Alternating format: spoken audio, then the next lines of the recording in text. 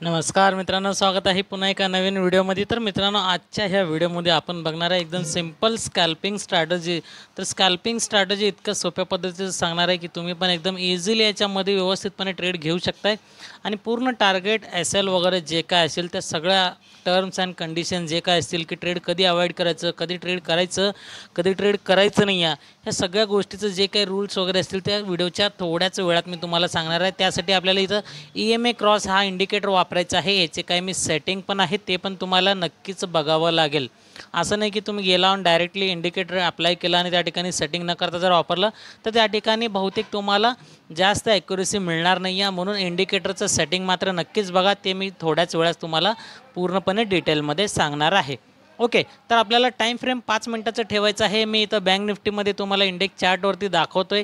बाकी तुम्ही निफ्टीमध्ये पण ह्याचा बॅक टेस्ट करा, पेपर ट्रेड करा आणि 15 दिवस ते महिनाभर कुठल्याही माझ्या व्हिडिओचा तुम्ही पेपर ट्रेड मात्र नक्कीच करा, कारण की व्हिडिओ फक्त मी शैक्षणिक हेतूनेच बनवतोय, बाकी कुठल्याही प्रकारचा तुम्हाला मी सल्ला देत नाही आहे।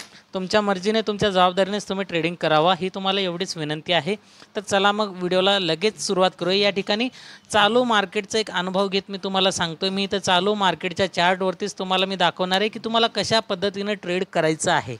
ओके, तर या ठिकाणी आता इथं 2 लाईन जे तुम्हाला दिसतात ते लाईन कुठल्या आहे, EMA क्रॉस। आता नॉर्मल EMA नाही आहे, तर इथं हे EMA जे बघताय तुम्ही, तर ही एक प्रकारचं EMA क्रॉस म्हणून एक वेगळं EMA आहे। ते तुम्हाला कदाचित ट्रेडिंग व्ह्यूच्या वेबसाईटवरतीच मिळेल, दुसऱ्या कुठल्या ब्रोकरमध्ये असू किंवा नसू ते आपल्याला माहीत नाही आहे। तरी तुम्ही चेक करा, असेल तर चांगलीच गोष्ट आहे, नाहीतर तुम्ही ट्रेडिंग व्ह्यूच्या वेबसाईटवरती वापरू शकताय।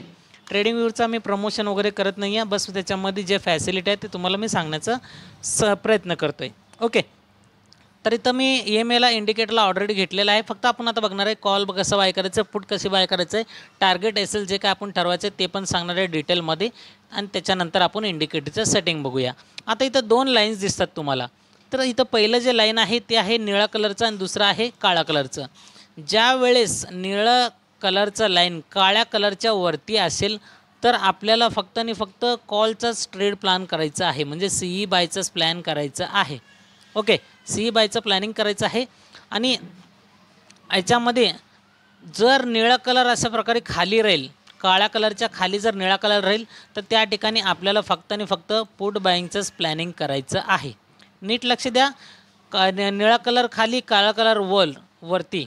ओके, काळ्या कलरच्या खाली जर निळा असेल तर इथं PE बाय, काळ्या कलरच्या वरती निळा कलर असेल तर या ठिकाणी CE बाय। हे तर क्लिअर समजलं।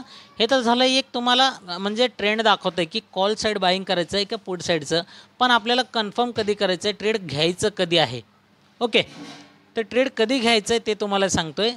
ज्या वेळेस निळं लाईन काळ्याच्या वरती असेल त्या ठिकाणी निळा आणि काळ्या कलरला अशा प्रकारचं एखादं कॅन्डल वरच्या साईडला क्लोज केलं आणि ते आता हिरवंच करणार, कारण वरती क्लोज म्हणजे हिरवंच करणार। आता इथं बघू शकता, हे जे हिरवा कलरचं कॅन्डल दिसतंय तुम्हाला, हे हिरवा कलरचं कॅन्डल काळा लाईन आणि निळ्या लाईनला क्रॉस करून वरती क्लोज केलं आहे। आणि क्रॉस करून वरती क्लोज केल्यानंतरनं इथं आपल्याला समजलं आहे निळ्या लाईननं पण क्रॉस केलं आहे ह्या काळ्या लाईनला। ओके, जिथं काळ्या लाईनला निळ्या लाईनला क्रॉस करून वरती गेलं आहे आणि त्या दोन्ही लाईनला एखादं ग्रीन कलरचं कॅन्डल वरती जाऊन क्लोज करतं आहे, तर त्या कॅन्डलचं हाय ब्रेकवरती आपल्याला एंट्री। आता क्लोज तर इथं केलेलं आहे। ओके, नीट बघितलं तुम्ही, क्लोज इथं केलेलं आहे, हाय कुठं आहे, या कॅन्डलचं इथं हाय आहे। तर हाय ब्रेक करताच तर हे मोठं जे हिरवा कलरचं कॅन्डल दिसतंय या लहान कलरच्या हिरव्या कॅन्डलच्या हाय ब्रेकवरती आपल्याला काय करायचं आहे, कॉल बाय करायचं आहे।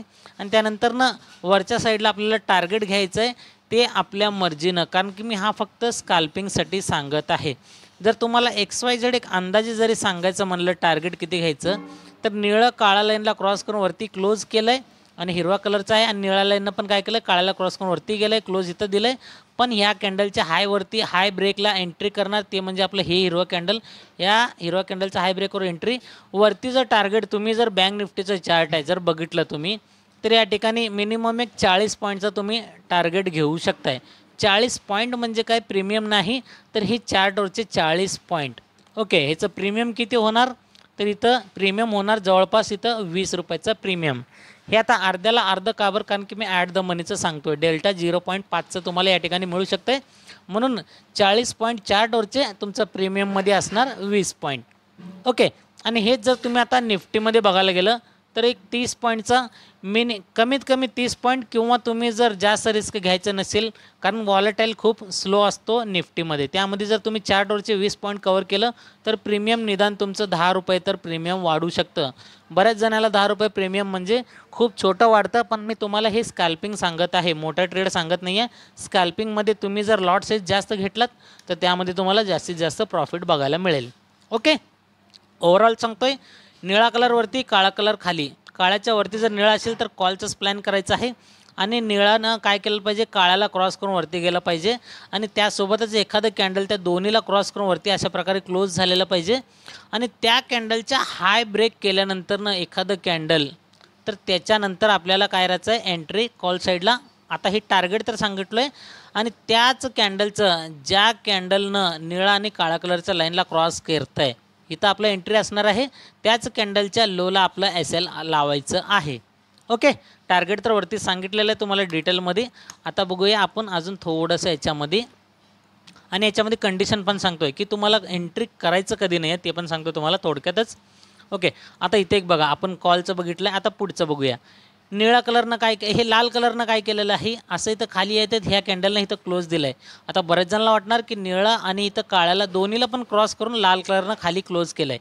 ओके, पण तुम्हाला अजून एक टर्म्स कंडिशन लक्षात ठेवायचं आहे, निळा आणि काळा कलरला क्रॉस करणं उपयोग नाही आहे, तर ते क्रॉस करण्याच्या ऐवजी तुम्हाला त्याच्यामध्ये अजून एक बघायचं आहे, ते म्हणजे निळा कलर काळ्या कलरच्या खाली असलं पाहिजे. ओके, तर इथं निळा कलर वरती आहे, मग आपलं हे कॉलचंच प्लॅनमध्ये असणार आहे, पण इथं खाली क्रॉस करून खाली क्लोज केलं ना दोन्ही लाईनला, म्हणून आपल्याला इथं थोडंसं वेट करायचं आहे. ज्यावेळेस निळा कलर काळ्याला क्रॉस करून खाली खाली क्लोज करेल, ते म्हणजे आपला हा हिरवा कलरचा कॅन्डल.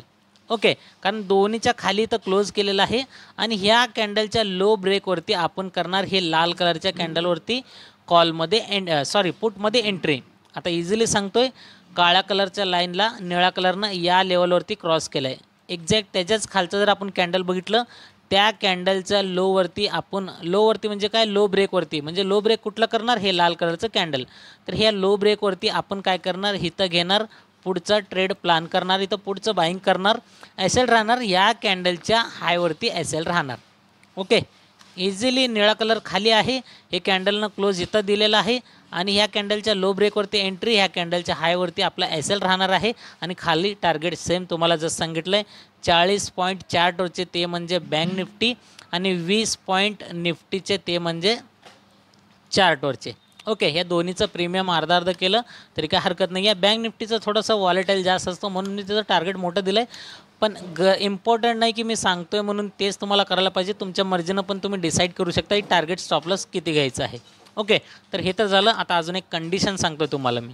बऱ्याच जणांना असं वाटतं आहे की इथं निळा आणि काळा कलर लाईनला क्रॉस करून वरती गेलं आहे, तर इथं आपलं कॉलचं एंट्री बनणार का. कसं आहे, निळा आणि काळा कलरला क्रॉस करून वरती क्लोज झालेला आहे, पण इथं निळा कलर जर वरती असेल तर ते कॉलमध्येच प्लॅनिंगमध्ये आपलं म्हणजे परफेक्ट ते कंडिशन मॅच होणार. आता इथं निळं खाली आहे, काळं वर आहे, मान्य आहे, ह्या दोन्ही लाईनला क्रॉस करून वरती क्लोज केलं आहे, पण निळं पण जर वरती इथं राहिलं असतं तर आपण इथं कॉलचं प्लॅन केलं असतं, आणि ते पण कधी, या कॅन्डलच्या, जे पण कॅन्डल निळा आणि काळ्या लाईनला क्रॉस करून वरती जात आहे त्या कॅन्डलचा हाय ब्रेकवरती आपण कॉलचं प्लॅन करणार. मग इथं बाजूला बघितलं लाल कलर त्याच्या खाली बाजूलाच येऊन तिथून पूर्ण खाली पडलेला आहे, आणि बऱ्याच जणांना असं वाटतं आहे निळा आणि काळ्या कलरच्या खाली इथं क्लोज केलं आहे. आता निळं पण खालच्या साईडला आहे, मग इथं एक तर कंडिशन मॅच झालं की निळा काळ्या कलरच्या खाली आहे, हे तर पुढचं प्लॅनमध्ये येतं आहे, आणि खाली क्लोज पण केलं कॅन्डल, तर आपल्याला निश्चित इथं पुढचं प्लॅन घ्यायचं आहे, तर आपण इथं घेऊ शकतो आहे, पण इथं रिस्क आहे. आता रिस्क कशाचा आहे ते सांगतो आहे, कारण की हा जो कॅन्डल आहे तो खूपच मोठा आहे, आणि नीट लक्षात येत असेल, जर कॅन्डल मोठा याच्या लो ब्रेकवरती आपण एंट्री केलं तर याच कॅन्डलच्या हायवरती आपल्याला SL लावायचं आहे. तर आता तुम्ही विचार करा, एवढा मोठा SL तुम्हाला परवडणार आहे का. ओके, तर तुम्हाला सांगायचं काय नेमकं, की जर कॅन्डल खूपच मोठा असेल तर त्या ठिकाणी ट्रेडला अवॉइड करून टाका, कारण की आपला SL पण मोठा जाऊ शकतो आहे. ओके, आता इथून बघा, ही छोटंच कॅन्डल आहे, इथं आपलं काय झालेलं आहे, एंट्री झालेलं आहे, याच्या हाय ब्रेकवरती या लोला आपण SL लावलं आहे, टार्गेट पहिलाच कॅन्डल एवढं दिलं आहे, म्हणजे जवळपास 1:1 आणि हे 1:2चं टार्गेट दिलं आहे. इथं एक कंप्लीट झालं, आणि त्यानंतर जर बघितलं आपण या ठिकाणी पण आपल्याला व्यवस्थित ट्रेड, इथं निळ्या कलरनं क्रॉस करून खाली गेलं आहे, कॅन्डलचं क्लोज इथं झालेलं आहे, ओके, इथं वरती झालेलं आहे आणि लो ब्रेक इथं झालेला आहे या कॅन्डलच्या हायवरती SL आणि खाली टार्गेट 1:1 2 3 4. जसं जसं पुढं जाईल तुम्हाला जर SL ट्रेडिंग जमत असेल तर SL ट्रेडिंग करून पण तुम्ही या ठिकाणी पुढचं पण टार्गेट घेऊ शकताय. ओके, तर डिटेलमध्ये सांगण्याचा प्रयत्न केलेला आहे. कंडिशन तुम्ही नीट लक्षात ठेवा. निळा कलर हा काळा कलरच्या खालीच असलं पाहिजे, एखादं कॅन्डल क्लोज खाली झालं पाहिजे, मगच पुढचा प्लॅन.